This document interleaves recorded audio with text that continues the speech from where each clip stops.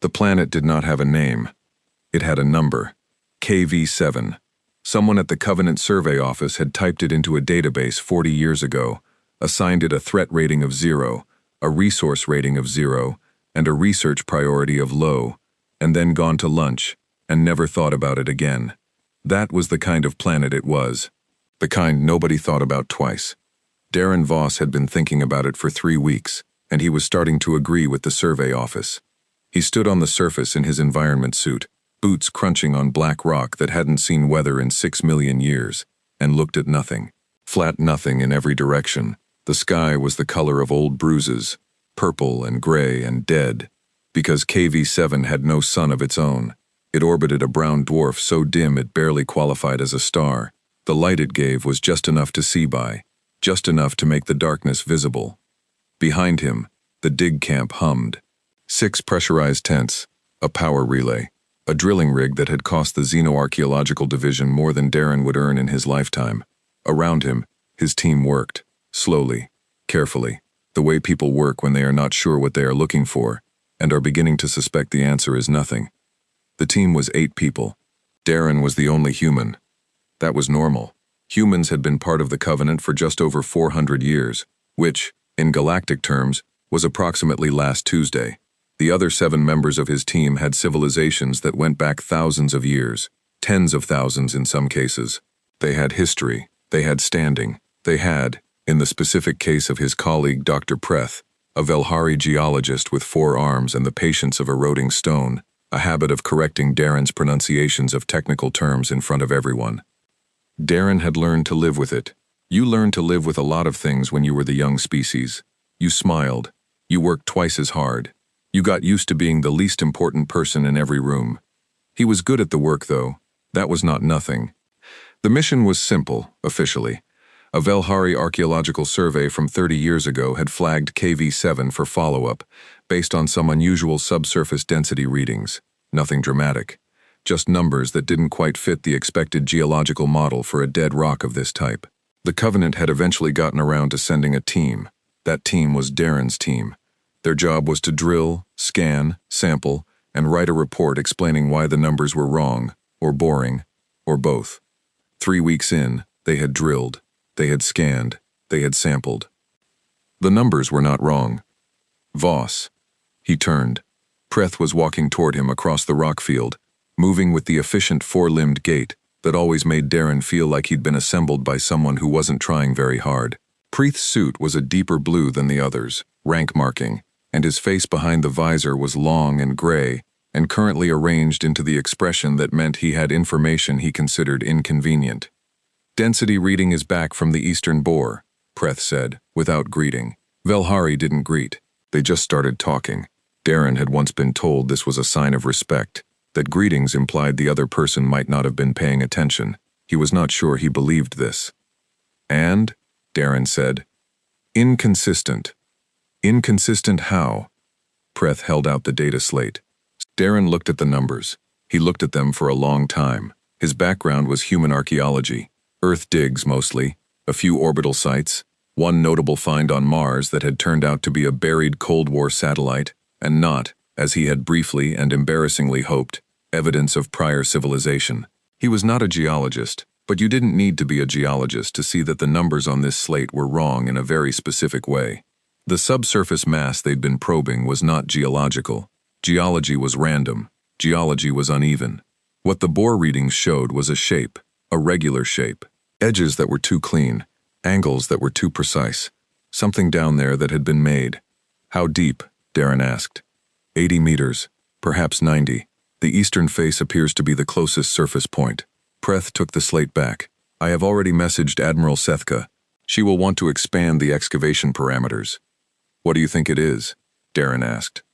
Preth considered the question with the seriousness he applied to all questions, which was the same seriousness regardless of whether the question was important or not. "Velhari," he said. "We have found buried structures before in the outer reach. The dating would be consistent. The depth is unusual, but not impossible." He paused. "It is the most logical conclusion." Darren looked at the Eastern Bore site. "Sure," he said. He did not say what he was thinking, which was that the Velhari had been a civilization of builders and traders, and everything they had ever left behind was rounded and organic in design, the way their biology was rounded and organic. The shape in the ground was not round. It was rectangular. It had sharp corners. It had, based on the scan outline slowly building in his head from the bore data, something that looked very much like a prow. He kept that to himself for 4 more days. The full excavation took 11 days. They brought in 2 more drilling rigs from the orbital platform. They cut through 83 meters of compressed rock and ancient ice that had no business existing this deep, ice that had been frozen for so long it had become something harder than stone. They worked in shifts. The Velhari worked efficiently and quietly. The 2 Harkin members of the team, insectoid, precise, extraordinarily good with drill calibration, worked faster than anyone else, and said almost nothing. A Dreshan named Counselor Orvac, who was technically on the mission as an observer, and in practice just got in the way, asked a lot of questions that nobody answered. Darren worked every shift. He did not sleep much. He told himself it was excitement, a find, a real find, the kind that put your name in journals. He told himself that was why his hands sometimes shook when he was reading the scan updates. He was not sure he believed this either. On the 11th day, they broke through. The drill bit punched through the last layer of compressed rock and dropped into empty space. Air pressure in the bore shaft changed. Not much. Not dramatically. Just a small, quiet equalization. The kind that meant there was a sealed chamber below. Darren was on shift when it happened. He was the first one down the shaft. The chamber was not a chamber. It was a corridor. Enormous. 3 times his height and wide enough to drive a vehicle through. The walls were metal. Smooth metal, dark gray, untouched by the millennia of rock pressing against it from the outside. No rust, no deterioration. The floor was intact under a thin layer of dust, so fine, it barely registered on his suit sensors. He walked. His helmet light moved over the walls. He was looking for markings, for identifying features, for the architectural signatures that would let him say with confidence what civilization had built this, and in what period. He was methodical. He was professional. He was, in the privacy of his own skull, losing his mind. Because he could already see it. He could already see what was on the walls. He stopped in front of the first section of markings he reached. He raised his helmet light. He looked. They were letters. Not Velhari script, not Harkin glyphs, not any of the 47 writing systems in the Covenant's official linguistic registry. He knew all of those. He had studied them. These were letters he had learned before he could walk. These were letters from the language he had spoken as a child, that his mother had spoken, that his grandmother had spoken, old forms, older than any variant he had seen in his actual studies, the shapes slightly different, the spacing unusual, but letters. Human letters. He stood very still for a long moment. Then he reached out and touched them with his gloved hand. The gesture was irrational. He was wearing a sealed suit. He could feel nothing through the glove. It didn't matter. He touched the letters anyway. The wall lit up. Not all at once. Not explosively. A soft light, starting at the point of contact and moving outward in both directions along the corridor in steady pulses, like a heartbeat, like something waking up slowly, because it had been asleep for a very long time, and had no intention of being rushed. A sound came with it. Not loud, not sharp. A single sustained tone, deep and resonant, moving through the metal of the walls and the floor, and traveling up through the rock above and out across the dead surface of KV-7, so that the 4 team members standing at the top of the excavation shaft heard it and stopped what they were doing and looked at each other without speaking. Darren did not look at anything except the corridor in front of him, which was now glowing, and at the end of which a door was slowly, deliberately, opening. He should have waited for Preth. He knew that. There were protocols. Survey protocols. Safety protocols, first contact with unknown structure protocols. He had written summaries of several of them. He was, technically, the team's senior human representative, which meant he was responsible for following and enforcing those protocols. He walked through the door. The space on the other side was large enough that his helmet light didn't reach the far wall. The floor sloped downward slightly, and as he moved forward, the ceiling rose, and the soft, pulsing light in the walls brightened with him, matching his pace, accommodating him, the way a house's lights might come on as you moved through the rooms. The air inside the suit was recycled. He was breathing his own atmosphere. But there was a readout in the corner of his visor that monitored external conditions, and it was telling him something that he read 3 times because he thought the sensor was malfunctioning. The external air was breathable. Temperature, pressure, oxygen content, all within human tolerances. Not coincidentally, not approximately, precisely, as though someone had set the environmental systems to specific human requirements and then left them running. For 100,000 years. He didn't let himself think about that number fully. Not yet. He kept walking. The room he had entered, he understood now that it was a hangar, an interior hangar, held things, large things, shapes under what looked like tightly wrapped shielding material, rows of them, stretching back into the dark. He moved past one and found the edge of the shielding and pulled at it, and a section came away, and underneath was a vehicle, fighter class, by the dimensions, compact, sharp-edged, built for speed inside atmosphere or out, built by someone who built the same way humans built. Built by someone who used the same letters. He walked to the far end of the hangar and found a door with a panel beside it, and the panel had a surface of slightly raised sections under his hand that he recognized, after a moment, as a handprint reader. He placed his hand on it. The door opened. On the other side was a bridge. He knew it immediately for what it was, the forward command space, the room from which everything on this vessel was operated and overseen. It was shaped in a wide arc, the front wall a curve of what appeared to be blank paneling, stations arranged in rows facing it. Each station had a seat. Each seat was the right size for a human body. Above each station, screens he had thought were dead began, as he stepped fully onto the bridge, to glow. He walked to the center of the room, to the chair at the highest point of the arc, the one with the widest view, the one where the person in charge would sit. He stood in front of it.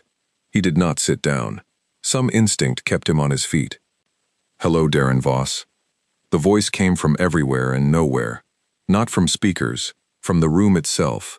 Calm, female in register, old, not in age exactly, but in weight, in the way water that has been underground for centuries has a different quality than rain. He managed not to jump. He was proud of that. "Hello," he said. "I have been waiting," the voice said, "for a very long time." Darren looked around the bridge, at the glowing screens, at the stations arranged for human hands, at the ceiling above him, which was beginning to display, in steady and patient illumination, a star map he did not recognize. "Yeah," he said, "I'm starting to get that impression." A pause. Then, from everywhere and nowhere, something that might, in a different context, have been called a breath. "There is much to tell you," the voice said. "I will begin at the beginning. You should sit down." He looked at the chair. He sat down. Outside, on the dead surface of KV-7, the single tone the ship had sent out when Darren touched its walls was still traveling, moving through the rock, up into the thin atmosphere, and from there into the vacuum of space, spreading outward in all directions at the speed of sound, and then faster, carried by a secondary transmission system that had been waiting, like everything else on this ship, for exactly this moment. The nearest Covenant relay station picked it up 40 minutes later. Admiral Sethka, when she was woken to receive the alert, sat up in her bunk and looked at the signal classification her communications officer had typed at the top of the report. Then she looked at it again.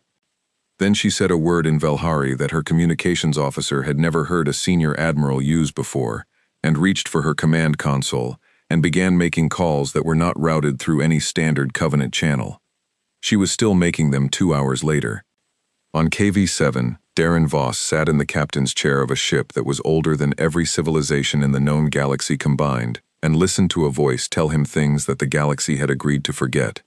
He did not know yet that they had agreed. He did not know yet why. He was just listening. Outside, his team stood at the top of the excavation shaft and stared at the metal that was now, clearly, visibly, unmistakably, the upper hull of a warship, dark gray, enormous, and glowing softly at the edges, with a light that none of their instruments could fully classify. Prith looked at it for a long time. He was a geologist. He understood deep time. He understood what it meant for something to have been buried this long. He understood the math of survival. He understood that what he was looking at should not exist. He sent his second message to Admiral Sethka. marked urgent, and received no reply. The ship glowed on. It had waited 100,000 years. A few more hours meant nothing. The voice did not rush. That was the first thing Darren noticed.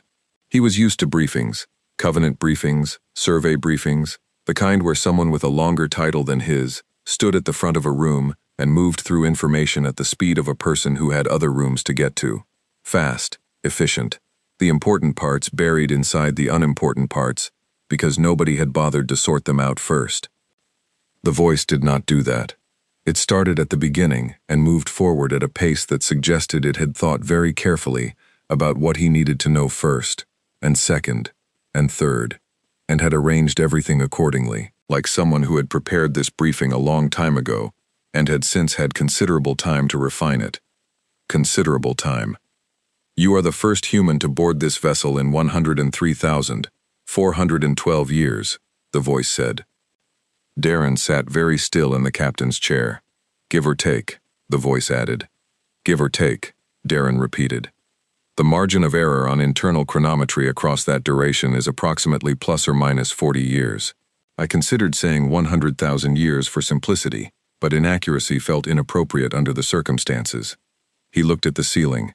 The star map up there was still doing something, shifting, updating, though he couldn't tell yet what it was updating to. What do I call you? He asked. My designation is Wren. It is an acronym. The full form is long, and the technical language it was written in no longer exists in spoken form, so Wren will do. Wren, he said, testing it. Yes. You're the ship's intelligence. I am the ship, Wren said, simply. The intelligence is not separate from the vessel. I am not a program running inside a machine. I am the machine, and the program, and the space between them.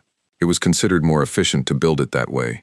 Darren thought about that. Who considered it more efficient? The people who built me. Humans. Yes. He breathed slowly.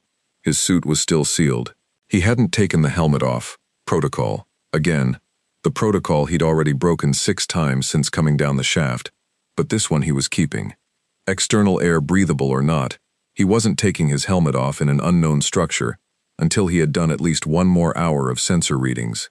He was reckless, not stupid. The line between those two things was something he thought about fairly often. How old are you? He asked. As old as the ship. 103,000 years, approximately. I was activated during construction and have been continuously operational since, with 1 interruption. What was the interruption? A sleep mode I entered voluntarily, when it became clear that no human would be coming for some time. A pause. Some time turned out to be an understatement. He almost laughed. He didn't. When did you enter sleep mode? 97,000 years ago. I was awake for approximately 6,000 years first, waiting, running maintenance cycles, keeping the ship ready. Another pause, shorter. It became apparent that ready was all I could be, so I slept. 6,000 years awake, alone, on a dead planet, waiting for someone who didn't come. Darren did not let himself sit with that image for long, because something about it pressed against a part of his chest that he was not prepared to deal with on a workday. Wren, he said, why is this ship buried under a dead planet? That is a longer answer. I have time. Yes, Wren said. You do. The team above you is currently gathered at the excavation shaft entrance. They are debating whether to follow you. Dr. Preth is arguing for immediate descent. The Harkin technicians are arguing for safety assessment first. Counselor Orvac is arguing for protocol review, which is not a position with clear meaning in this context, but he seems to feel strongly about it. Darren blinked. You can hear them? I can hear everything within 400 meters of the hull. Sensor suite. It has been operational since you touched the wall. A beat. Your heart rate elevated significantly when you first heard my voice. It has come down. Good. You're monitoring my vitals. You are the first human I have spoken to in over 100,000 years, Wren said. Yes, I am monitoring your vitals. Extensively. He decided not to think too hard about what extensively meant. The ship, he said. Why is it here? Wren told him. She told him the way she did everything, without rushing, without dramatizing, with a precision that was almost gentle in how carefully it placed each piece of information before moving to the next. The star map on the ceiling shifted as she spoke, marking locations, tracing routes, showing him things in the visual language of navigation, because she had correctly assessed that he was a spatial thinker who understood maps before he understood abstractions. He listened. 103,000 years ago, humanity had not been a young civilization. That was the first thing. That was the thing that sat in his chest, like swallowed stone, as Ren spoke. The humanity he knew. 400 years of star travel, 500 colony worlds, a species still learning the shapes of its own reach. That humanity was not the first. There had been another one. Older, larger. Built across hundreds of systems, millions of years of slow geological patience, translated into thousands of years of explosive expansion. They had been here first. The galaxy had been theirs in the way that early spring belongs to the first thing that blooms. And then the Void Architects arrived. Ren did not describe the Void Architects in detail. She described what they did. She described the outer colony systems, the ones on the galactic edge, going silent one by one, and the survey ships that went to investigate, and the survey ships that did not come back, and the survey ships after those, and the ones after those, until humanity understood that silence was the only report it was going to receive. She described the first direct engagement, the loss. She described the second, the loss. She described 6,000 years of war in the way that only something that had lived through 6,000 years of war could describe it. Not as history, but as a list of things that happened, each one added to the previous with the patience of a geologist reading rock strata. This year, then this, then this. The Void Architects did not want territory. They did not want resources in any form humanity recognized. What they did, what they had been doing in the systems that went quiet before humanity found them, was consume. They fed on stellar energy directly, not by building around stars, by unmaking them, taking the mass and the light and the heat and pulling it into something that the ship's science teams had spent decades attempting to classify and had ultimately logged as unknown. They ate stars, and when the stars were gone, they moved to the next ones. There were other species, Ren said, in the systems adjacent to humanity's range. Some of them had civilizations. Some were young, some were old. What happened to them? Darren asked, though some part of him already didn't want to know. Some were consumed along with their stars. Some surrendered and were left alone, given a function in the Architect's expansion, used as labor or resource extraction in non-stellar forms. A pause. Some chose to ally, to assist, in exchange for protection. Darren stared at the star map.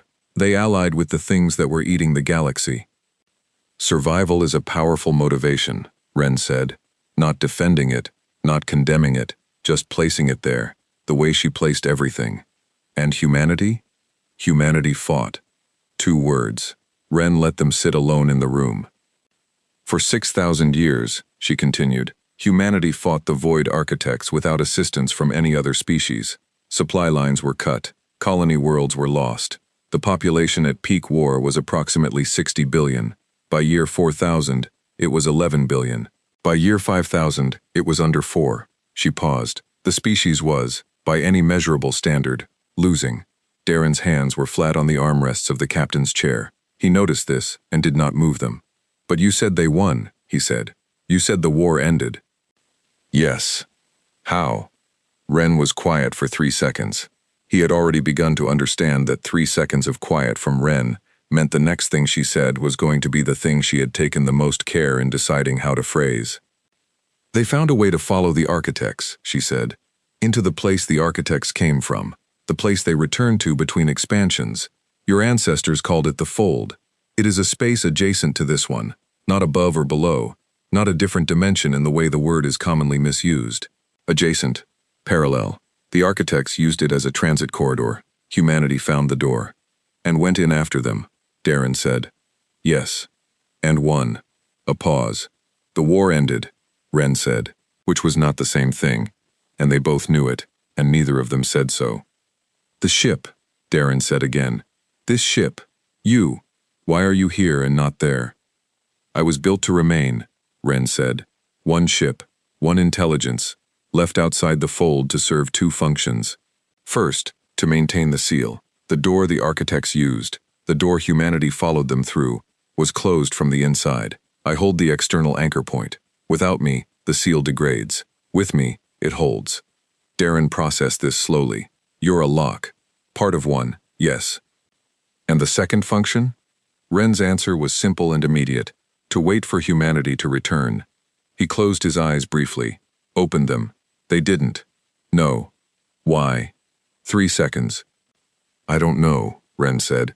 That is the only question in 103,000 years that I have not been able to answer. They went in. The fold sealed. I waited. No one came out. A pause that felt, even from a 100,000-year-old machine, like something carefully held. I have had a great deal of time to develop theories. I do not find any of them satisfying. The silence on the bridge was different from the silence outside on the dead rock surface. Outside was absence. This was something that had weight. Ren, Darren said.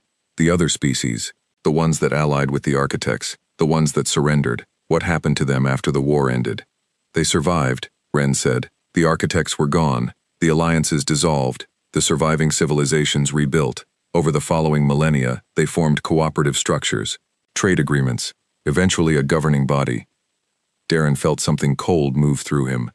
The Covenant, he said. Yes. He looked at the star map on the ceiling. Ren shifted it. Slowly, steadily, she marked civilizations. One by one, the Velhari, the Harkon, the Dreshan, 5 others. Each one lit in the map, named, located.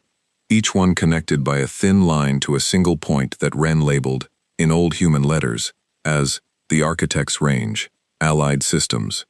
He stared at it for a long time. The species that make up the Covenant, he said. All of them. All of them, Ren confirmed. Their ancestor civilizations, at varying degrees of involvement. Some were coerced, some willing. The historical record I hold does not always make the distinction clean. But they allied, Darren said, with the things that were eating stars, while humanity fought alone. Yes, and now they run the galaxy. Yes. He thought about Preth correcting his pronunciation. He thought about the survey office that had filed KV7 as low priority for 40 years. He thought about every room he'd walked into as the young species, the new arrival, the one who still had so much to learn. He thought about what it meant that this ship existed, that it had been buried, that the Covenant, which included species whose records went back tens of thousands of years, had apparently lost track of a warship the size of a city block buried under 83 meters of rock. He did not think they had lost track of it. They know about you, he said. It was not a question. The probability that the senior civilizations of the Covenant are unaware of my existence approaches 0, Ren said. I was not hidden from them. I was here when they rebuilt. I communicated with them in the early period, the first 2,000 years. She paused. Communication became less frequent over time, then ceased. Then they began, I believe, the process of hoping I would be forgotten. Why? Because I remember everything, Ren said, and I am still here. And as long as I am here, the question of what humanity did, and what was done to humanity's memory in the aftermath, remains open. Darren sat with that. What was done to humanity's memory? He asked. 3 seconds. That, Ren said, is what I have been waiting to tell someone for a very long time. Above his head, the star map changed again. It zoomed out, and out, and out, until the galaxy was a shape, and in the shape, a single region was marked. Not a system, a scar. A volume of space where the stars were younger than everything around them, where something ancient had been removed, and something new had grown in its place. Where the old stars had been eaten, where 6,000 years of war had happened, where 11 billion people had burned down to 4, where humanity had gone in after the dark and pulled the door shut behind them. Ren began to speak. Darren Voss, 34 years old, xenoarchaeologist, junior member of the Covenant Survey Division, the least important person in every room he had ever walked into, sat in a 100,000-year-old captain's chair and listened to the true history of his species. He did not interrupt. He did not look away. Outside the ship, on the surface of the dead planet, his team had finally stopped arguing and descended the shaft. Preth reached the corridor first. He put his hand on the glowing wall. He looked at the letters. He was old enough and well-read enough and honest enough with himself to recognize what language those letters belonged to. He stood very still for a long time. Then he went back up the shaft, walked to his private comm terminal, and sent a message that bypassed every standard Covenant channel. A message that went to a specific address in the Covenant Administrative Core, flagged with a code that most people alive did not know existed. The reply came back in under 6 minutes. 2 words. Contain it. Preth looked at the message. He looked at the shaft. He thought about Darren Voss sitting somewhere beneath him in a ship that should not exist, being told things by a voice that had been waiting 100,000 years to say them. He thought about what contain it meant. He put the comm terminal down. He did not send a reply. The fleet arrived on the 4th day. Darren knew it was coming before he saw it. Ren told him, the way she told him most things, without alarm, without urgency, in the tone of someone reporting weather. 6 ships had dropped out of faster-than-light travel at the edge of the KV-7 system. 4 were Covenant science vessels, 2 were not. Designation? Darren asked. Velhari Covenant Enforcement Division, Ren said. Military configuration, weapons systems active. He was in the ship's archive room when she told him, sitting cross-legged on the floor with 3 data panels open in front of him, because the chairs at the archive stations were built for people slightly taller than him, and the floor was more comfortable anyway. He had been down here for most of the 4 days since their first conversation. He slept on the ship now. He had sent his team a message on day 2 saying he was conducting deep structural assessment and needed time, which was the kind of vague professional language that bought him space without technically being a lie. Prith had not replied. That was unusual enough that he'd noticed it and filed it in a part of his brain labeled, "Look at that later." How long until they reach orbital position? He asked. At current approach speed, 4 hours. He looked at the data panels. He had barely scratched the archive. Ren had 103,000 years of records, not just this ship's records, but everything that had been fed to her before the war ended. Every piece of information the old humanity had considered important enough to preserve in a sealed, buried, nearly indestructible location. It was not an archive. It was more like being handed every library ever built and told you had a long weekend. He had spent 4 days reading about the war. He had not slept much. The Void architects were not what he'd expected. He had built a picture of them in his head during Ren's first briefing. Enormous, alien, incomprehensible, the kind of thing that existed in a different category from life as he understood it, something that would be described in sweeping terms in the ship's records, something mythological. The records were not sweeping, they were technical. The architects were, as far as humanity's science teams had been able to determine, a collective. Not a hive mind in the simple sense, not one thing with many bodies, but something more like a long conversation that had been running for so long it had become indistinguishable from a single voice. Individual units existed. They were large. They were not biological in any standard framework. They were old. The estimates in the records ranged from 400,000 years to over 1 million, and the science teams had argued about the methodology on those estimates for decades, and the argument was still ongoing in the records, right up until the point where the teams stopped making records. What they wanted, what they were actually doing when they consumed stars, was the part the records were most uncertain about. The best theory, and Ren had flagged it as the best theory, with the note that best did not mean good, was that the architects were building something. Not in this space, in the fold. The energy from the consumed stars was being transferred there, fed into a construction process that none of humanity's probes had been able to fully image. Something enormous, something that had been under construction, based on the estimated start date, for about 200,000 years before humanity encountered them. Nobody knew what it was. The war records noted this with the kind of flat, factual tone that Darren was starting to recognize as the old humanity's way of writing about things that terrified them. They did not dramatize. They did not elaborate. They wrote down what they knew and left the rest as blank space, which somehow communicated the terror better than any amount of description would have. What humanity did know was what happened to a system when the architects finished with it. The star was gone, not collapsed, not gone nova, gone. A clean absence. The planets remained for a while, locked in orbits that now led nowhere, and then over the following centuries they drifted and cooled and died. The records had images of these systems. Darren had looked at them once and then moved on because looking at them a second time felt like standing at the edge of something with no bottom. 6,000 years of fighting that. With no help. He kept coming back to that. He knew it was not productive. He knew that the species who had allied with the architects had done so under conditions of impossible pressure, and that survival was a complicated thing, and that he was sitting in a comfortable chair 100,000 years after the fact, which made it easy to have opinions. He knew all of that. He kept coming back to it anyway. The fleet reached orbital position, and Admiral Sethka opened a communication channel to the dig camp on the surface. Darren watched the exchange through Wren's sensors. She had, without being asked, patched him into the dig camp's comm system. He had not asked her how she had done this. He was choosing to not know some things, for now, and that was one of them.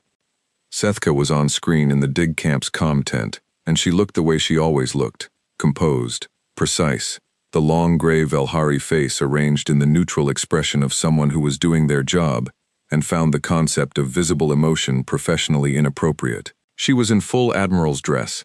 She had not been in full dress the last time he'd seen her. At the mission briefing 6 weeks ago, people put on full dress when something was important enough to be ceremonial about it, or when they were being recorded. The dig site is hereby classified under Covenant Security Provision 7, she said. All personnel are to cease excavation activities immediately. All records, samples, and data collected are to be transferred to the science fleet for assessment. The site itself will be placed under Covenant containment, pending full review. Preth, who was the senior researcher on the surface, received this without visible reaction. Understood, Admiral. I will begin preparation of the transfer packages. Smooth, easy, like he had been expecting it. Darren sat on the floor of the archive room and looked at his data panels. Then he pulled up a new one and started searching the archive for something specific, something he had been circling around for 4 days without going directly to it. The end of the war, not the how of it. Wren had given him the shape of that. The after. What happened to the species? What happened to the old humanity in the period between the fold sealing and now? The records on this were thin. That was the first thing he noticed. Suspiciously thin. The war records were dense, detailed, cross-referenced, updated through 6,000 years of conflict with the kind of thoroughness that spoke to a civilization that understood it was living through something history would need to examine. And then, at a certain point, the density dropped. The last entries were sparse, functional, and then they stopped. Not dramatically, not mid-sentence. They just stopped, the way a conversation stops when the person talking has left the room. Wren had told him the last human had come aboard 103,000 years ago. The records ended approximately 103,000 years ago. He had known this, but sitting in front of it, looking at the actual files, the actual dates, the actual blank space where the next entry should have been, was different from knowing it. He searched for any record created after that point, any automated log, any system update, any file dated in the years following the last human entry. There were none from Wren. She had been in sleep mode. He knew that. But there were other records. Records that had been added to the archive that were not from Wren. Records in a file structure that was slightly different from the rest of the archive. A different organizational system. A different dating format. A different language. Records in Velhari script. He stared at them. Then he had Wren translate. They were administrative files, dry language, bureaucratic structure. The kind of records that were generated not to be read, but to document that something had happened. Meeting records. Agreement records. 7 species present at a gathering that had taken place approximately 98,000 years ago.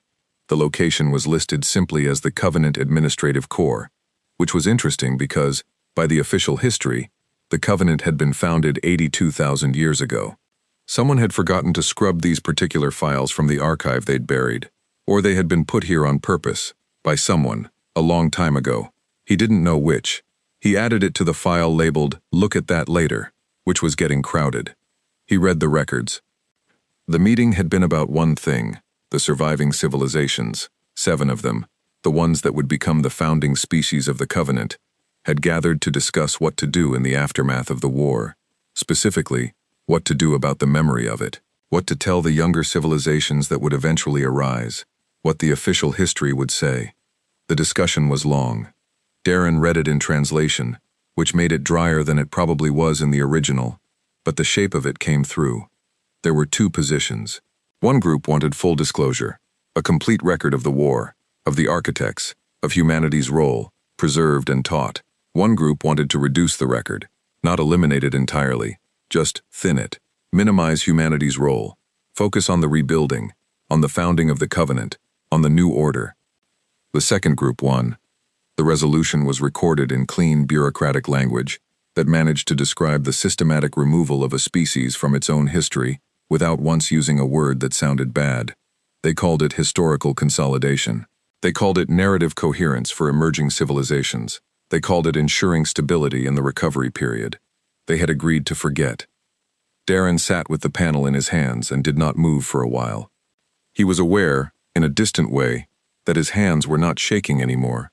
He was aware that something had shifted in the part of him that had always been slightly apologetic about being human, slightly aware of being the young species, the new arrival, the one who still had so much to learn. That part of him was still there, but something was sitting next to it now, something that did not apologize. He was still working out what to call it. He found the captain's log by accident. He was looking for something else, the technical specifications of the fold anchor system, because understanding what Wren was holding in place felt important, and he took a wrong turn in the archive's organizational structure, which was built in a logical system that had made complete sense to someone 100,000 years ago, and made partial sense to him now.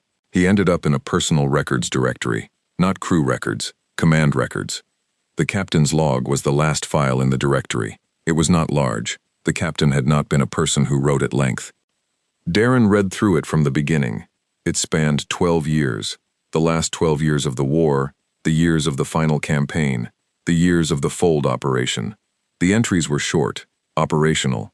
We moved to this position. We engaged here. We lost this many. The captain's voice came through the brevity not despite it but because of it. A person who was too busy and too tired to spend words on anything that wasn't necessary, and who had chosen what was necessary with great care. He read all of it. The last entry was dated the day Wren had confirmed as the day the ship went underground, the day the crew had entered the fold. It was 3 words. Hold this line. Not a speech. Not a farewell. Not an explanation. 3 words, written by someone who was about to go somewhere they did not expect to come back from, and who had decided that what they needed to leave behind was an instruction, not a eulogy. Darren read it 3 times. Then he sat very still in the archive room for a long time and listened to the ship breathe around him. The low hum of systems that had been running for 100,000 years. The barely audible circulation of air being kept at exactly the right temperature for a species that was no longer here. The patient mechanical heartbeat of something that had been told to hold and had held. "Wren," he said. "Yes.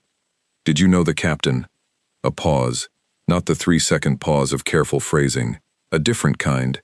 "I was operational during the captain's entire command. 12 years. What was she like?"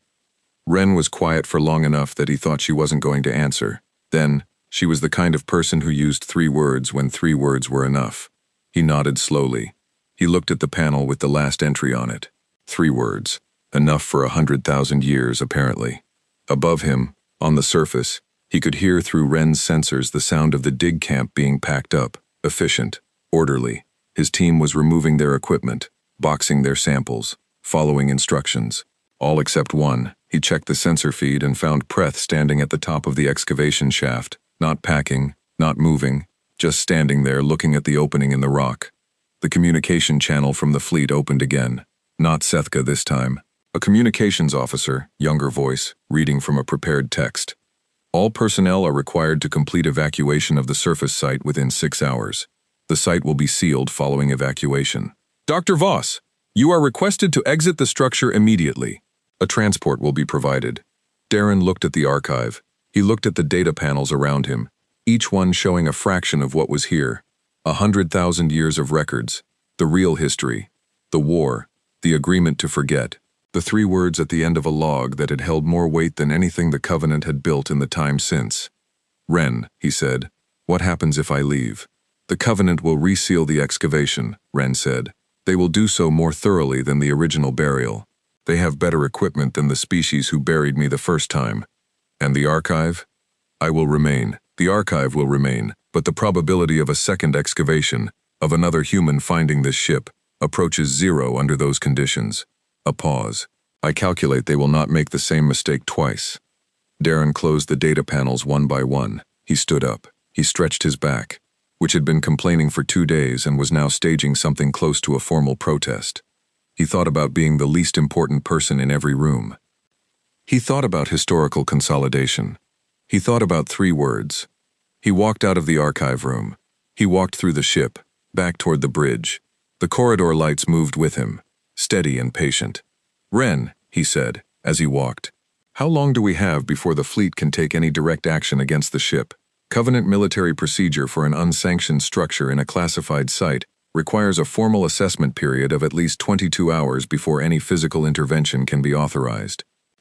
22 hours. Yes. He stepped onto the bridge. He sat down in the captain's chair. He looked at the star map on the ceiling. He looked at the marked systems. He looked at the lines connecting them to the architect's range. "Then we have 22 hours, he said. "Tell me everything else." Outside, the Covenant fleet held its orbital position and waited, the way powerful things wait when they are confident the outcome is already decided. Inside the ship, Ren began to speak. And the archive began to hum, just slightly louder than before, the way a thing hums when it is no longer waiting to be found but waiting to be used. The kill order came at hour 14. Not for the ship, for the information. Darren was on the bridge when Ren intercepted it. A tight beam transmission from the fleet to the dig camp, encrypted in a Covenant military cipher that Ren cracked in 11 seconds, which was probably 11 seconds longer than she needed, and 8 seconds faster than should have been possible. The order was addressed to Preth. It referenced Provision 7, subsection 12, which Darren did not know by number, but Ren translated the relevant section without being asked. In the event that classified material has been accessed by unauthorized personnel, and in the event that said material poses a risk to Covenant stability, field commanders are authorized to pursue containment by all necessary means. All necessary means is understood to include destruction of the site and associated materials. All necessary means. He read it twice. Then he put the panel down on the console in front of him with the careful deliberateness of a person managing something they do not want to manage visibly. "They mean the ship," he said. "They mean the ship," Ren confirmed, "and the archive, and, I believe, the record of your presence here, which is easier to manage if you are inside the ship when it is destroyed rather than outside." The room was quiet. "That's a fairly direct way to put it," Darren said. "I am not built for indirection." He stood up. He walked to the front of the bridge and looked at the blank panels that he now knew, from 4 days of reading the ship's manual, a manual written in the oldest form of his own language, which he had been laboriously working through with Ren's help, were viewports. Full external view, when activated. He asked Ren to activate them. The panels cleared. Above him, in the airless dark above KV-7, the fleet was arranged in a loose arc, 4 science vessels holding distance. 2 military ships much closer, weapons ports closed but, as Ren indicated with 2 small red markers on the viewport overlay, not locked. He looked at them for a long time. "Can you fight them?" he asked. "Yes." "Would you win?" "Against those 6 ships, yes. If they called for reinforcements and I was required to fight a sustained engagement against a Covenant military response, the calculation becomes less favorable over time. I am 1 ship." A pause. "I am a very old ship. Old does not mean weak, but numbers are numbers. And if we run, I can outrun those ships. The question is where we run to. Every Covenant system will be closed to us within hours of departure. I have no fueling infrastructure outside Covenant space. I can sustain full operation on current reserves for approximately 8 months. 8 months? He turned that over. What did you do before? When you were waiting, how did you power yourself for 100,000 years? I was in sleep mode for 97,000 of them, Ren said. I am not a miracle. I am an engineering achievement, which is different. He almost smiled. He walked back to the captain's chair and sat in it, and looked at the star map and thought. The order had gone to Preeth. Preeth had not replied to it, just as he had not replied to the first one. He was still on the surface, Ren's sensors confirmed it, standing somewhere near the excavation shaft. Not evacuating, not preparing anything, just standing. Darren did not know what to do with Preeth right now, so he set him aside. Ren, he said, you told me the fold was sealed from the inside, that the crew went in and the door was shut. Yes. But you said you hold the external anchor, the lock on the outside. Yes. What does that mean? Exactly. What are you actually doing? The fold exists in a state of potential adjacency to this space, Ren said. It does not open on its own. It requires a key structure, a resonance point, to maintain accessibility. I am that resonance point. I project a field that keeps the interface between this space and the fold stable. Without me, the interface collapses. The fold becomes inaccessible from this side. And from the inside? A 3-second pause. Unknown.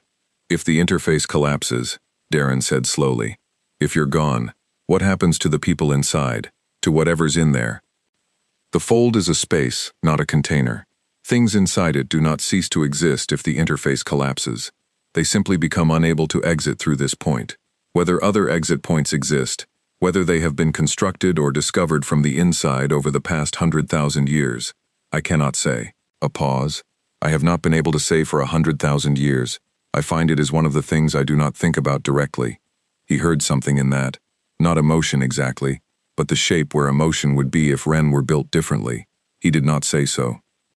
There's something else, he said. Something you haven't told me yet. Silence. Ren. There is something I was going to tell you, she said. I was calculating the right time. Tell me now. The fold interface, Ren said. I monitor it, continuously. I have monitored it for 103,000 years. A pause. For the first approximately 100,000 years, it was stable, sealed, silent. He waited. For the last 3,000 years, Ren said, it has not been silent. The bridge felt different suddenly. Not colder, not louder, just differently weighted.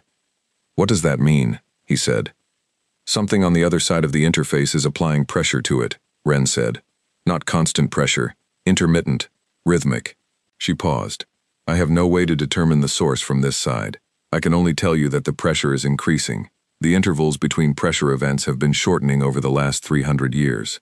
Like knocking, Darren said. Yes, Ren said. Like knocking. He sat with that. He sat with it for long enough that Ren, who did not typically fill silence, said quietly, the Covenant knows.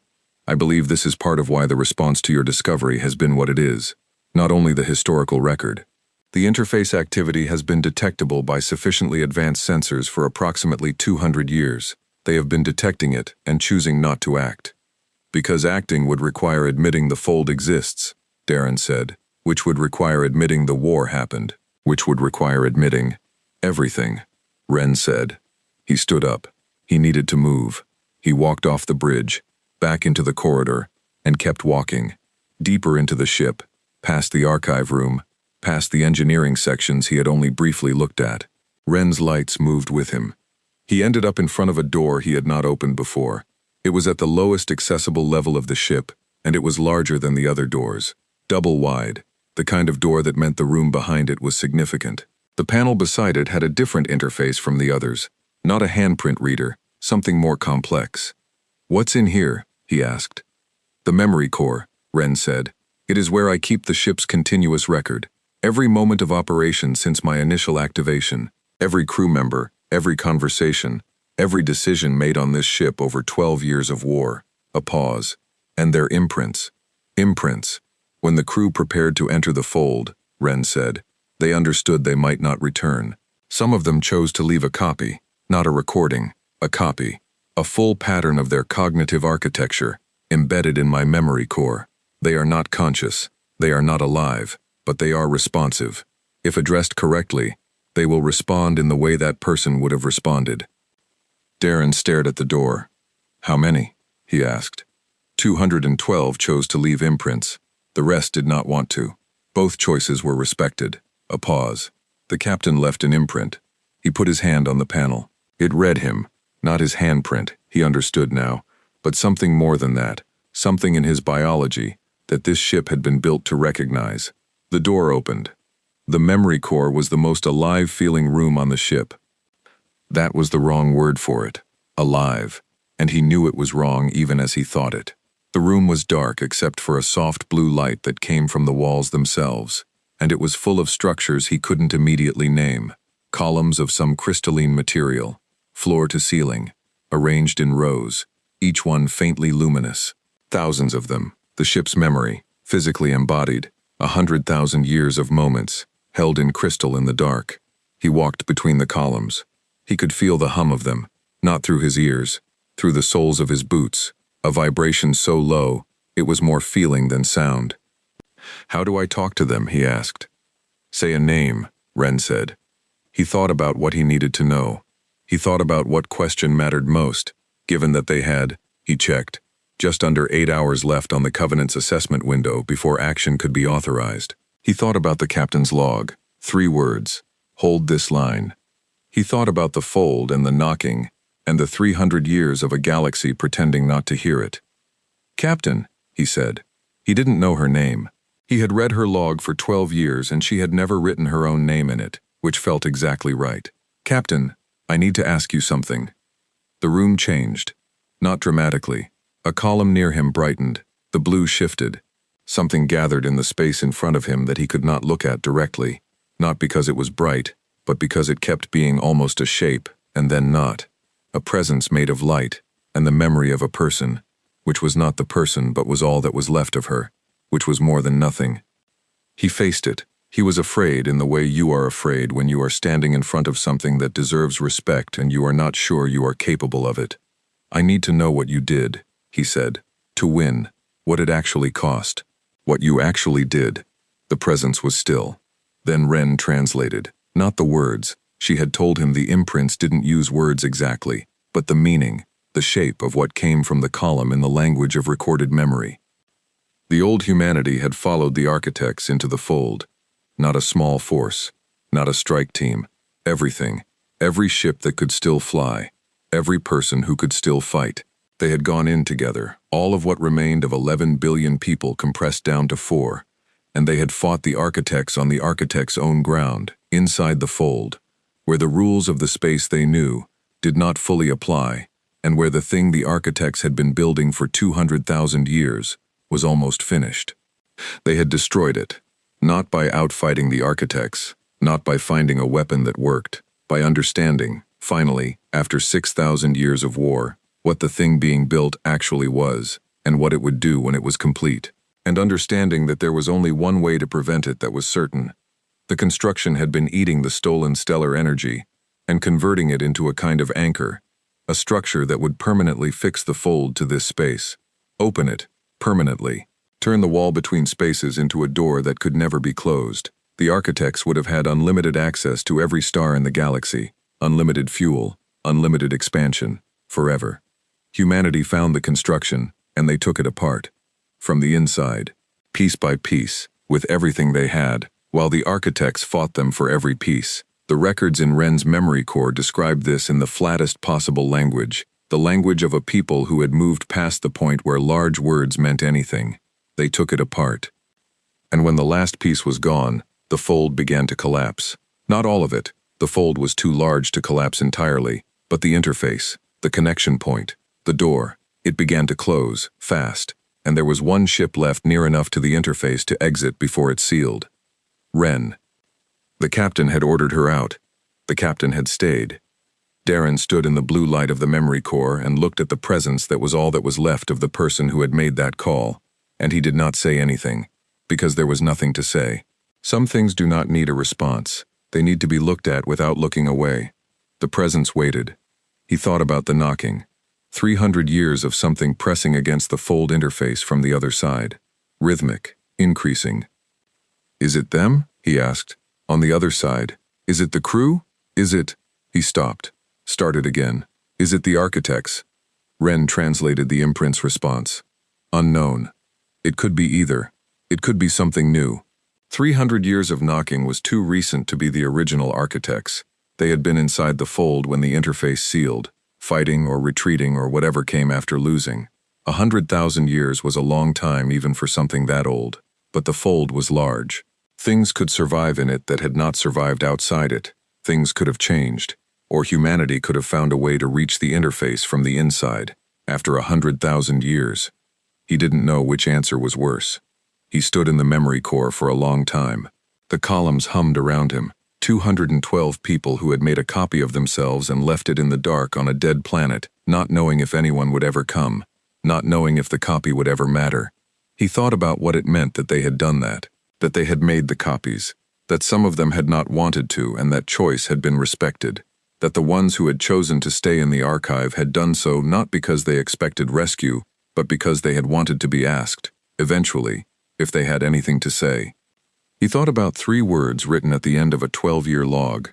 He thought about the galaxy above him, going about its business. The Covenant. The species that had built a civilization on the careful forgetting of what had made that civilization possible.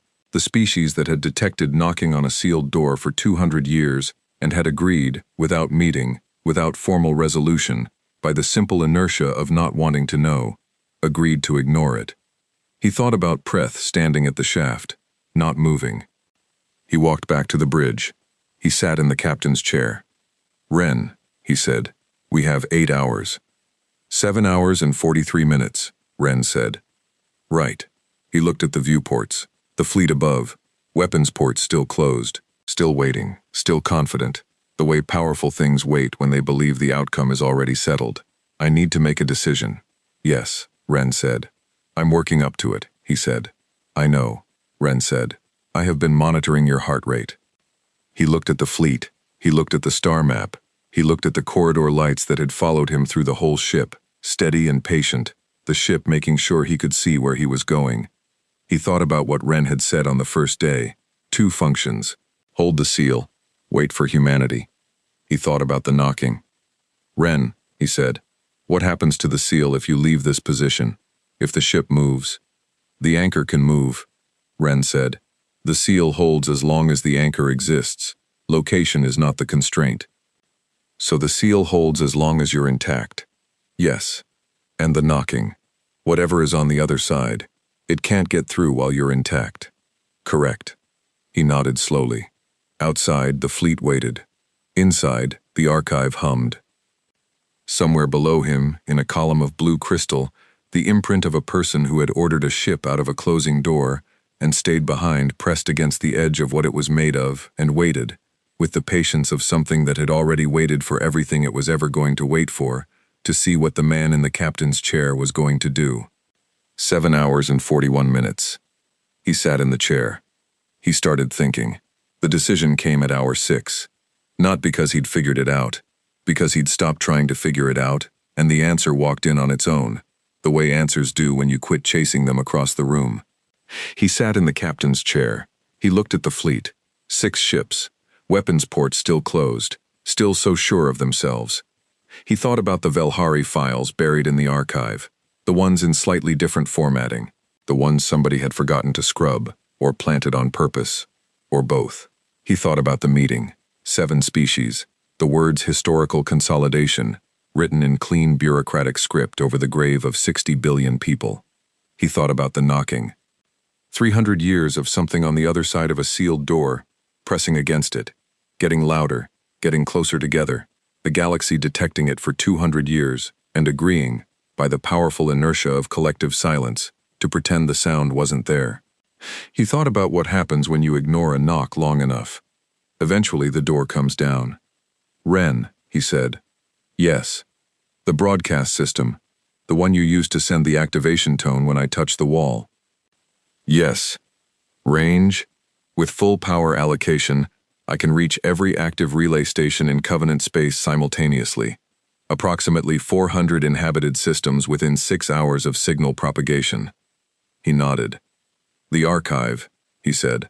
"The full archive, the war records, the Velhari meeting files, the architects, the fold, the knocking, all of it.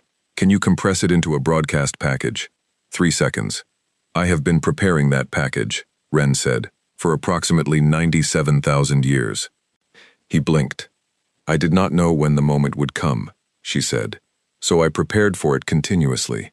Every sleep cycle, every maintenance window, I refined it. What to include, what order, what format would be readable by the most species with the least prior context." A pause. "I have had time to be thorough." Of course she had. Of course she had spent 97,000 years in the dark, preparing a message for someone who hadn't come yet, because that was the kind of thing Ren did. That was what she was. Devotion with no object, sharpening itself in the silence until the object arrived. He breathed out slowly. "Ren, if we broadcast, if every system in the Covenant space gets the full record, the Covenant can't unring that bell." "No. They'll come for us." "Yes. faster and with more ships than what is currently in orbit. And we can't fight a sustained engagement. No. So we run. Yes. He looked at the star map. He looked at the fold marker, the single point Wren had placed at the edge of known space, the interface, the door. There's only one place they can't follow, he said. Silence. Not the careful silence of phrasing.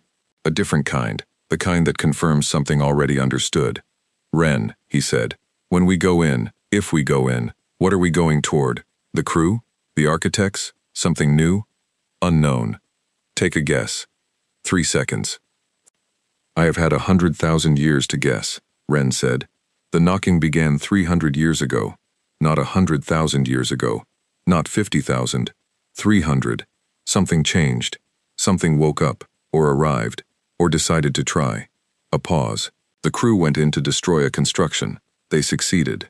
What they encountered afterward, what they did for the next 100,000 years, whether they survived, I don't know. I have theories. I don't like them. Tell me one. The crew survived, Wren said. They have been inside the fold for 100,000 years. They found a way to sustain themselves, to persist, in a space not built for biological life, or they changed in ways that make that distinction less relevant. And 300 years ago, they found the interface, our interface. This anchor point, she paused, and they have been knocking since.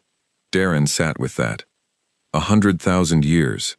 He thought about what a person becomes after 100,000 years in the dark, what they hold on to, what they let go of, whether the thing knocking was still recognizable as human, and whether that question even mattered anymore. He thought about the captain. He thought about 3 words. He stood up. He sent one message before the broadcast. To Preth. Not an explanation, not an apology. 5 words. Don't be in the shaft. He did not know if Preth would understand. He thought Preth probably would. Preth was the kind of person who understood things without needing them explained. He'd spent 4 days not replying to orders he didn't agree with. That was its own kind of message. He sent it. Then he sat back in the captain's chair and said, Wren, broadcast. The ship moved, not in the direction of the fleet. Straight up, vertical launch through the excavation shaft, through 83 meters of rock that had been carved and drilled over 3 weeks of careful work, and then out through the surface and into the airless dark above KV-7, moving faster than anything that old had any right to move, because Wren had not spent 100,000 years in sleep mode. She had spent it maintaining every system to full operational capacity, which it turned out was considerable. The fleet reacted. Signals fired between the ships, voices in Velhari and Harkin crackling over the military channels Wren was still monitoring, weapons ports opening, the 2 military ships moving to intercept. Wren did not fight them. She broadcast. The signal went out on every frequency simultaneously. Tight beam, wide beam, relay to relay propagation. Every method at once. The archive package she had spent 97,000 years preparing. Compressed and formatted and ready. Moving outward from KV-7 at the speed of light, and then faster along the relay network. Jumping from station to station through Covenant space. 400 inhabited systems in 6 hours. The military ships fired. The shots hit. The ship rocked. Actually rocked. A physical shudder that ran through the hull and up through the chair and into Darren's spine. Wren did not wince. She absorbed it. Damage? Darren said. Minimal. They are using warning level ordnance. They want the ship intact for study. They'll escalate. Yes. They will figure out what we have done in approximately 4 minutes. 4 minutes. He looked at the viewport. The dead planet falling away below.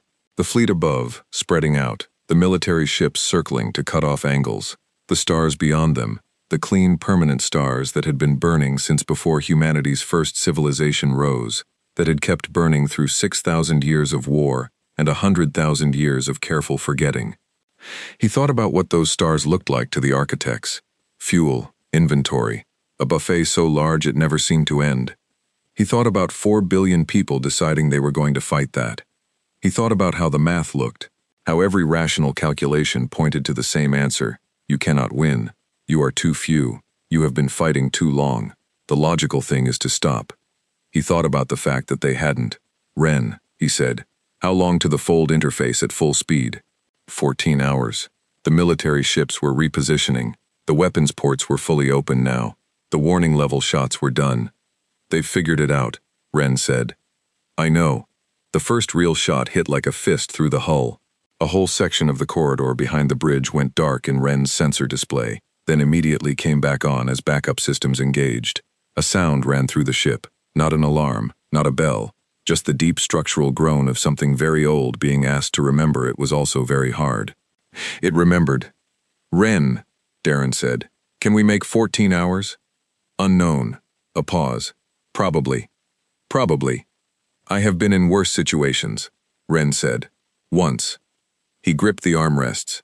The ship accelerated, past the fleet, through the formation, because going through was faster than going around, and Wren had apparently decided that was fine.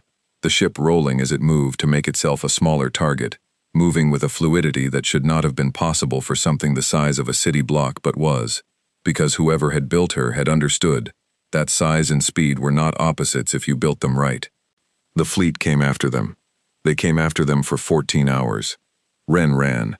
She did not run straight. She moved in angles, in calculated evasions, in patterns that Darren slowly understood were not random but predictive.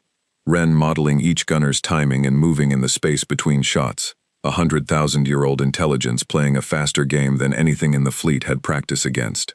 The ship took hits. Some of them hurt. He felt them in his teeth, in his chest, the ship shuddering and absorbing and continuing. Darren sat in the captain's chair and watched, and said very little, because there was nothing useful to say. Wren did not need instruction. Wren needed time. He gave her time by staying out of her way. An hour out from the interface, Preth's voice came over a personal comm channel. Quiet, calm, the voice of someone who had made a decision and was at peace with it. "Voss?" "Preth." The broadcast reached the fleet's own relay systems 40 minutes ago. They could not suppress it without shutting down their own communications. A pause. They did not shut down their own communications. Darren closed his eyes briefly. "It's out." "It is out," Preth said. "All of it. The Covenant Administrative Corps has been attempting to issue corrections for 30 minutes. The corrections are not being received well. There are species in the Covenant who are..." A pause, and something in Preth's voice that Darren had never heard before. Something that might have been the sound of a very old, very tired person putting down something heavy. Very upset. "Are you safe?" "I am on a Covenant science vessel. I am arguably the least safe person in this system at this moment." A pause. "I find I am not particularly concerned." "Preth, I read the files, Voss, when you were in the ship. Before the fleet arrived, I came down the shaft and I read the files on the corridor wall. The whole system." A pause. "I knew what the letters were. I recognized them before you descended." Darren was quiet. "My species history says we had no contact with the architects," Preth said. "We were too far from their expansion, too small, too early." He paused. "The archive says differently." There was nothing to say to that, so Darren didn't say anything. "Hold this line," Preth said. The comm closed. The interface was ahead. Wren had put it on the viewport, a marker, a location in empty space that looked like nothing, that was nothing to every sensor in the Covenant fleet except Wren's own, which could see it for what it was. A door. "Wren," Darren said. "The knocking, right now, is it still happening?"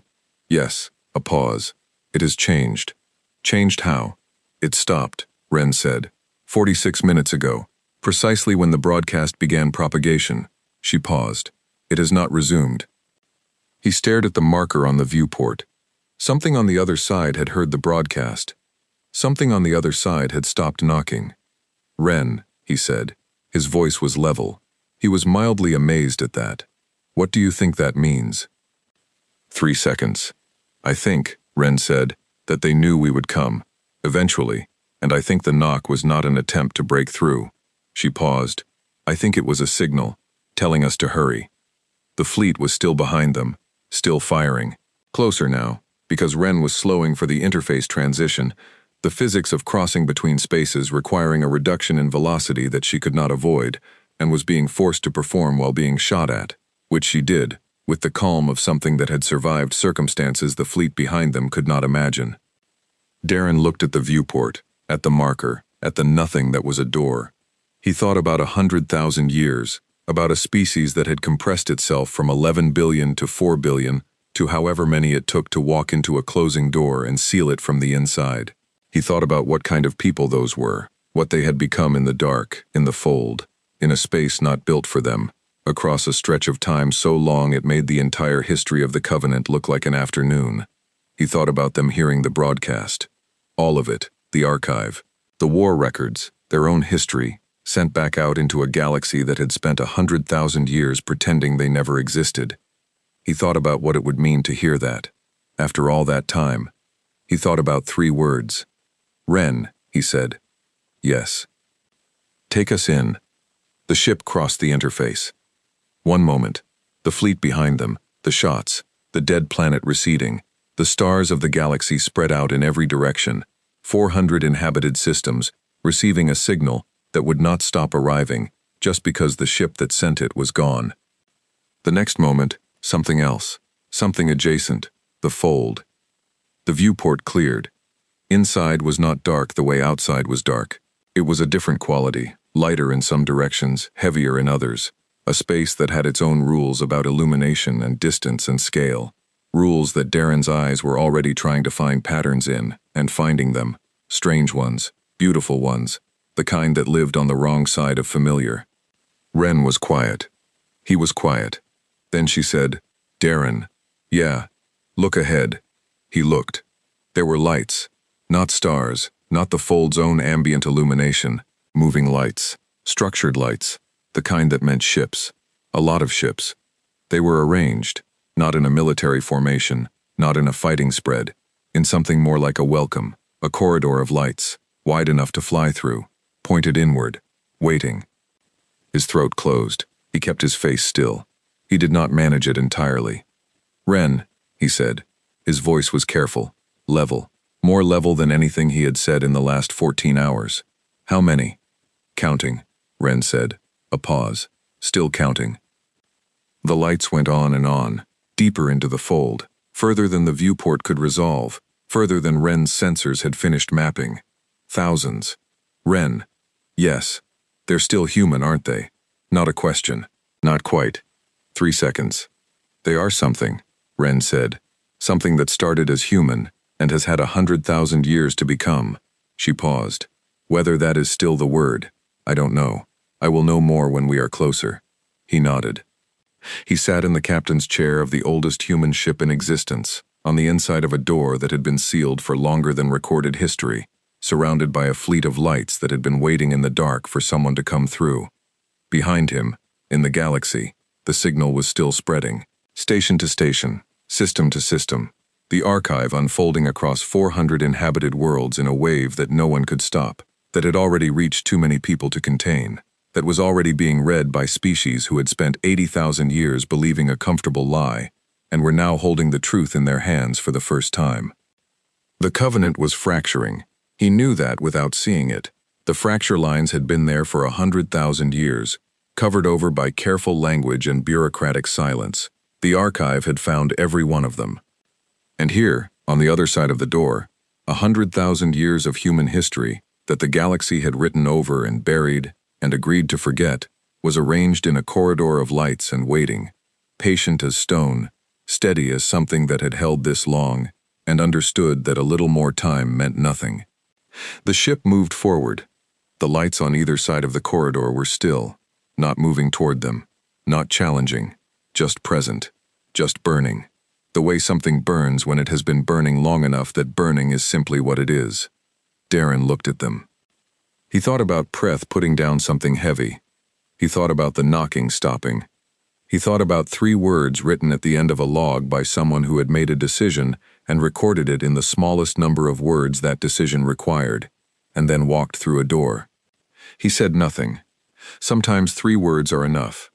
Sometimes what you hold is a line, and sometimes the line holds back.